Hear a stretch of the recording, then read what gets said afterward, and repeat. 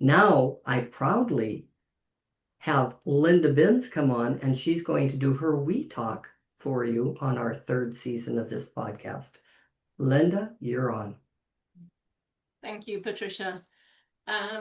Well, it is a path to exhaustion when you spend your life trying to fit in to prove your worth and trying to do your best while secretly feeling like you're a fraud and never quite good enough. Well, that was my life for decades. For most of my life, I believed there was something wrong with me because that's what I was told.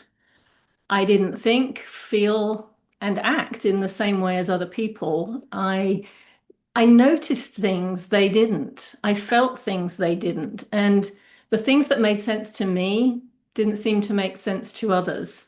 So the only conclusion I could come to was that there was something wrong with me and I needed to fix it. I thought if I could just fit in, be like others, pleasing people, working hard, maybe then I'd be accepted. But what I didn't realize is that I wasn't born to fit in and be like everyone else. I was never meant to, and neither are you. I needed to accept my own uniqueness. As a child, I was told I was too sensitive, too quiet, too different, too serious, and I took things too personally. And so, since everything about me was clearly wrong, I tried very hard to be what other people wanted me to be. I became a people pleaser. I focused on other people's needs because I didn't even know what mine were.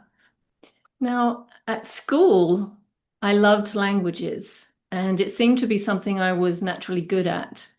I studied French, German, and Russian, and I thought I wanted to be a translator, an interpreter.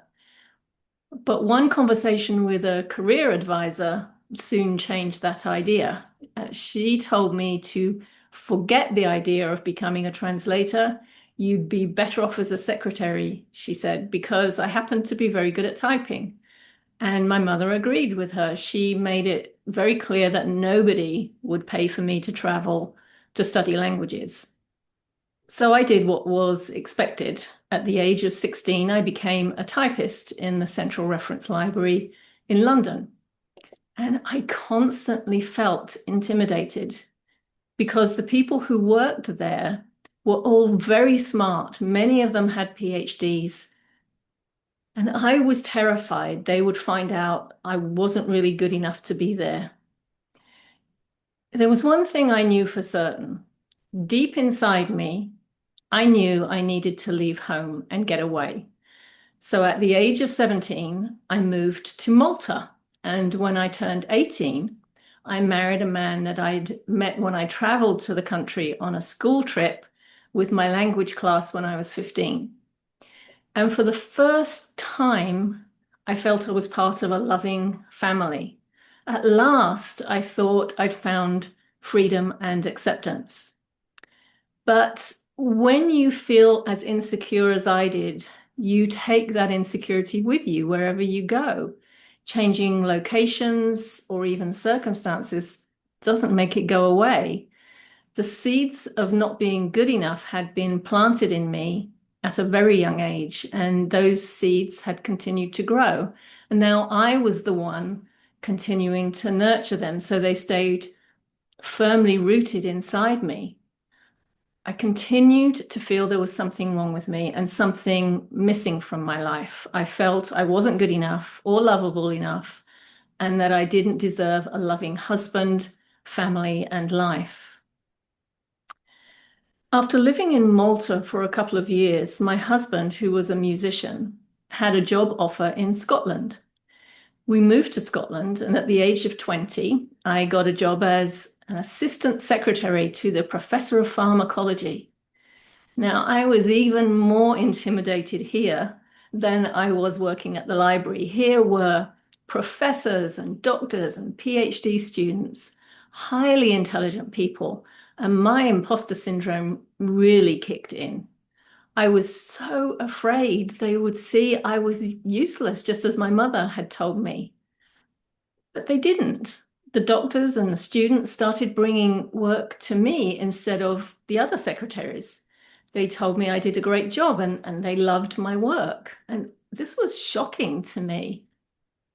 Well, I moved back to England with my husband when I was 22. And then I found a job working as a secretary for a company that sold air compressors. And we were able to get a mortgage for a small apartment. Again, I received praise for my work, but this time, because I was so accommodating and never said no to anyone, the engineers took advantage of that, giving me work that was urgent to complete when it had been sitting on their desks for weeks. So over the next 3 years, I felt more and more insecure. I could tell my husband was growing distant, and I was unhappy at work because people were taking advantage of me, and I was too scared to say anything. At the age of 25, my marriage inevitably ended. Of course it did. This was further proof to me that I wasn't good enough. When my marriage ended, I lost almost everything. My husband, my house, my sense of who I was. I knew I couldn't turn to my family for help. I was on my own. All I had was my dog. And this dog I'd rescued as a puppy in Malta when he was going to be drowned. And I knew I couldn't abandon him. To me, he was the only thing worth living for. So I lived in some terrible conditions just to keep him with me because nobody wanted to rent to a woman with a dog. I did manage to find a room to rent for a few months in a very old, dilapidated house that was up for sale. And that winter was so cold. I had to wear layers of clothes in bed and snuggle with my dog to keep warm. And in the morning, the water in my dog's bowl was frozen solid. But it was worth it. That little dog became my anchor. He was the one being who didn't judge, who loved me unconditionally. He was always there for me, and he was what I lived for. Now, I didn't realize it at the time, but this was the beginning of me learning a profound lesson. First, that I was in this situation because I believed I didn't deserve any better. And also, it's when we feel the most broken, when we feel we've reached rock bottom, well, this is when the light finally gets in. So everything fell apart, and I really thought there was no hope. But slowly, gradually, I rebuilt my life. I got divorced, I found a better job, and was even able to purchase a small home. But again, still nothing had changed for me on the inside. I still believed I wasn't good enough. At work, I continued to feel like an imposter. I thought any day they'd realize they'd made a mistake hiring me, or that I would make some terrible mistake. I felt I couldn't ever say no to people, and some people took advantage of that, dumping work on me, often at the last minute, and I would never say no. But instead of telling me they'd made a mistake, my bosses praised me. They promoted me. Colleagues came to me for help because they trusted me. And for the first time, I began to wonder, what if everything I'd been told about myself was wrong? What if I wasn't a failure? What if I did actually have value? And as I questioned this, very slowly, life began to shift. I began to meet people who saw in me what I couldn't see in myself. I met people who encouraged me and supported me and made me believe there was something good in me. At the age of 28, I also met a wonderful man who became my husband, and together we eventually moved to the United States. And it's at this time I discovered something that would completely change the direction of my life, and that was energy. I began studying holistic health and nutrition, and then Feng Shui. And what fascinated me most wasn't just how it made me feel better. I learned that by understanding ourselves better and by working with our energy rather than against it, we would stop feeling that life is happening to us and that we have no control. and we would change our experiences and relationships for the better. We would liberate ourselves from other people's beliefs and expectations and reconnect with what works for us instead. The next big breakthrough for me came when I was encouraged to read a book called The Highly Sensitive Person. After reading that book, I felt for the first time ever that I could make sense of myself and my life and the experiences I'd had. It was like I finally had permission to be myself and to own who I really am. I realized that what I'd been sensing all along, what others called too sensitive, was actually my greatest strength. I am an introvert, highly sensitive, intuitive, and empathic. I realized that these are not traits that everyone has. This was why my family could never understand me and why I was so drawn to energy, because I realized the more sensitive and empathic you are, the more you are impacted by the energy around you and the energy and emotions of other people. And as for languages, well, I discovered that energy was the language I was born to translate.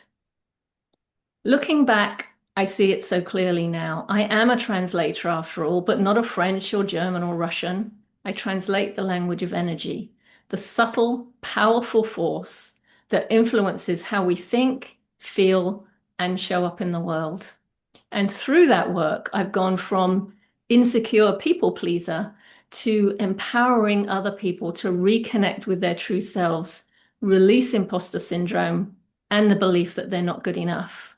Because when you understand your own energy, when you learn your personal blueprint, life stops being something that happens to you and starts becoming something you consciously create. It is incredibly liberating.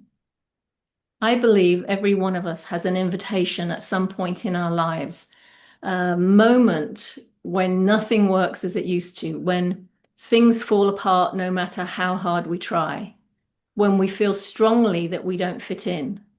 Now, that's not failure. That is your invitation to wake up, to stop letting life happen to you, to start recognizing that you've always been enough, to let go of the idea that there is anything wrong with you. It's the universe saying it's time to learn who you really are. Now, for me, that invitation came through loss, loneliness, and struggle. For others, it may come through burnout, anxiety, or a quiet knowing that something just isn't right. But when you accept that invitation, when you learn to become aware of your energy, you can release the beliefs that have held you back and align with who you truly are. And that's when everything changes. Because the truth is, there was never anything wrong with you. You were just trying to force yourself to fit in with other people's expectations and opinions about you. And you eventually reach a point where you can't do that anymore. And now my work, my joy, is to help others learn who they really are, to help sensitive, heart-centered professionals stop apologizing for who they are, believing they're not really good enough, and start thriving as who they were always meant to be. Because when we learn how to master our own energy and recognize that we are okay just as we are, we don't just change our lives, we have a positive impact on the entire world. Now, I used to believe because I wasn't like everyone else, there was something wrong with me. So I held myself back, thinking I had nothing of value to offer. Now I know this is what makes me powerful. What I know now is this: if you want to transform your life as I have and achieve significant breakthroughs, there is a formula, and it consists of 3 basic steps. First is self-awareness. I didn't know who I was. I believed what I was told. And it's only when I began to understand and accept who I really am that things changed. Second is release. With self-awareness comes the ability to release what holds you back. For me, as for many people, it was imposter syndrome and the belief that I wasn't good enough. And the third is alignment. With true self-awareness and release, you come into alignment with who you really are and what's right for you. So what I want you to know is this: you are not too much, You are not broken. You are good enough. You are more than okay, just as you are. Thank you. Wow, Linda, that was absolutely fabulous. And so I want to say thank you for sharing that. That's a very personal story. Was it difficult to tell that story? It was very difficult. And I think part of it was because I'm so far removed from that person Mm-hmm, that even thinking about it and it's just to put together the details of my experience was challenging. mm-hmm. It's not something I typically speak about. And yeah, it is one of the most difficult things I've done. Yeah, I believe it. But here's what I really need to know because I work with so many clients that will absolutely resonate with your story because they have said to me literally what you said, I don't feel I'm good enough. I don't feel I have enough, the imposter syndrome thing. And so tell all of us who's really listening and resonating with your story how they can work with you. Well, there are several ways. The best thing is to go to my website, which is lindabins.com. And if Okay. you're resonating with imposter syndrome, I have a quiz you can take. I actually have a workshop coming up in December. Or you can have a conversation with me. We can schedule a time to chat, and so I can hear about your experiences and offer some guidance. That's great. I really do feel that we have to tell our story, but I also remember telling us, I'd go on because I was a motivational speaker for years. I'd go out there on stage and I'd have people standing, waiting, saying, what else could I do? And I didn't know that I should do that. I Mm. just thought I was there to do a speaking engagement. And so I'm so glad you're smarter than that. And so you realize there are people that literally are so into you that they want more, period. And it's not about you, it's about them. That's the main thing. So I just have a few questions for you. Uh, do you ever fall back into imposter syndrome? Has that happened ever? I know it's there, and there are times when I can sense that it wants to creep in, but because I am much more aware now, I catch it when it's happening and I can shift it very quickly. So Hmm. it's not that it goes away. I think the belief that you're not good enough, if you have that core belief, it is so deeply ingrained in you that it will show itself in various situations.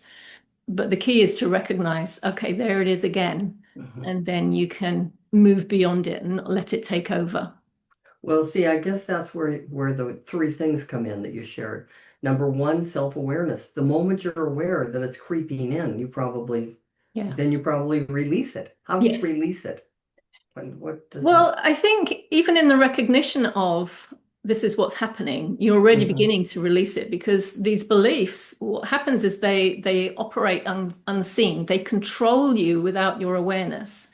And so I see it, it's like shining a spotlight on it. It's like, there it is. It's right there. I can see it. It's if it's in your consciousness, you're Hmm. ready now to let it go.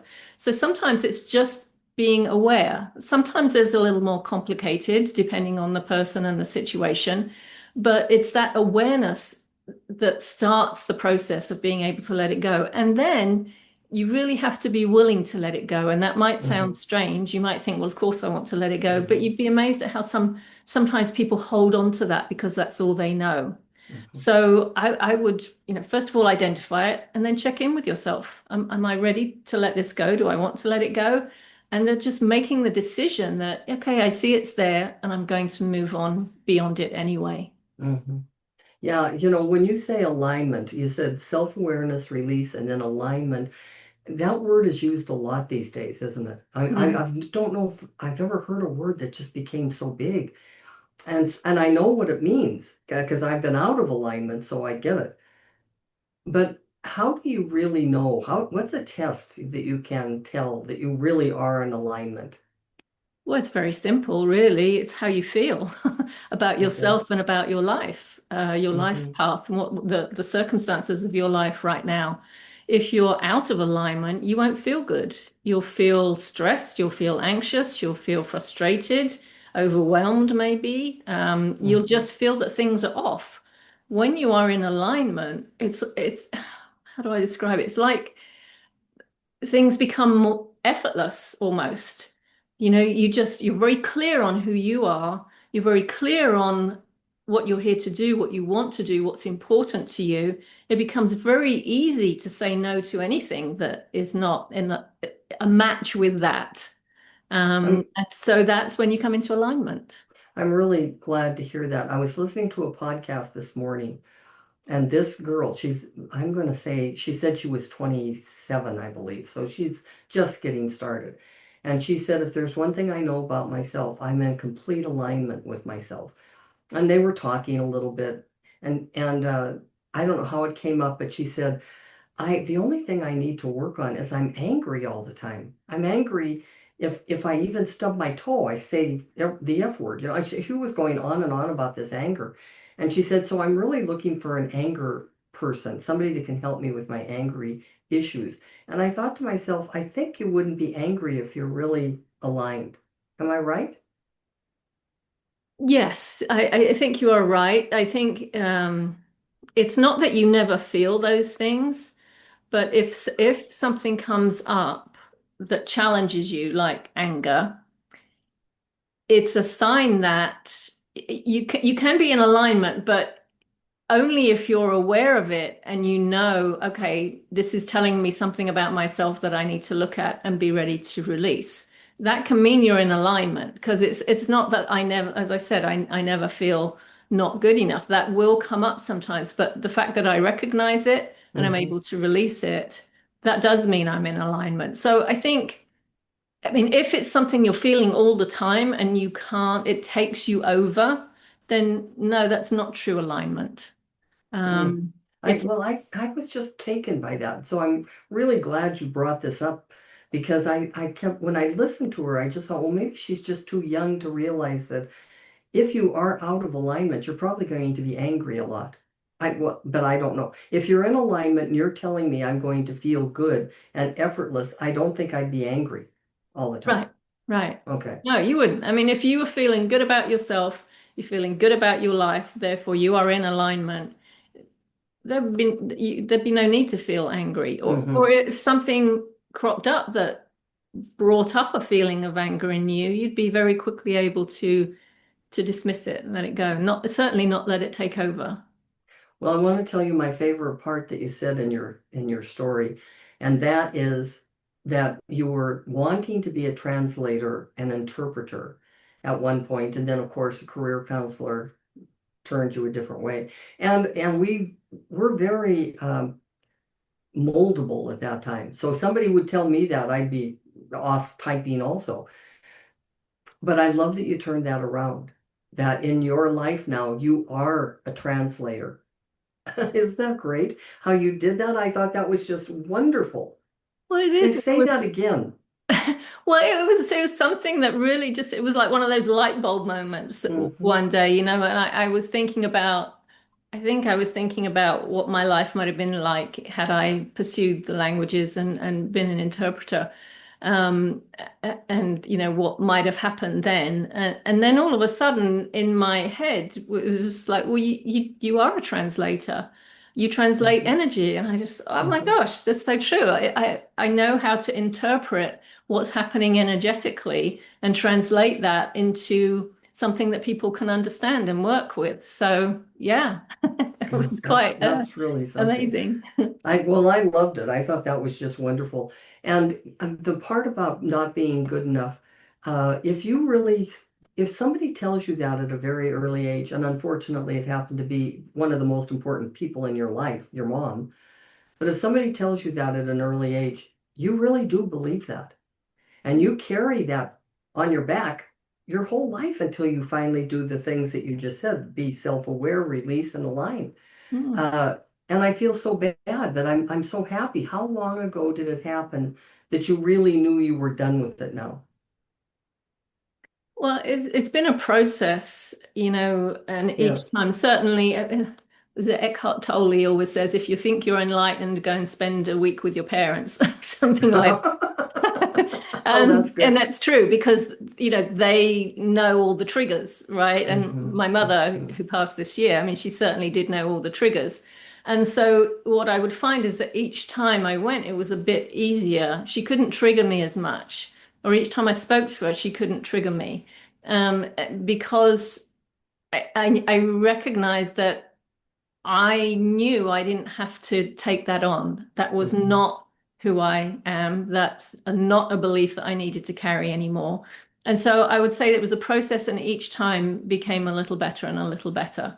And you know your mom didn't do that on purpose. Oh I no, mean, none of our parents did that, or our teachers even. They didn't do that on purpose, but it happened. right. I was taught by nuns, and this one nun said, and it was so embarrassing, and I cannot remember if I was 9 or I was 11, but I had to stand up and read something that I had written, like they make us do. And I did that, and she stood up in front of all those people that, that of course you care about, that you look at each one of their faces and, oh no, how am I going to live through this? Because she said, no matter what you do when you grow up, whatever you do, do not write. You're terrible. And I know she didn't do it on purpose, but I remembered it Mm, forever.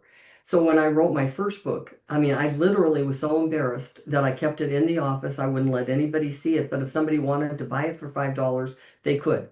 It was about interviewing. I really wanted to help them interview. And so don't ever do that to people. I mean, don't take that away from them. It's their gift. Because quite honestly, I don't know today if you would want to be the translator that you wanted to then. But now that you have worked it into your own beautiful career, that's just wonderful.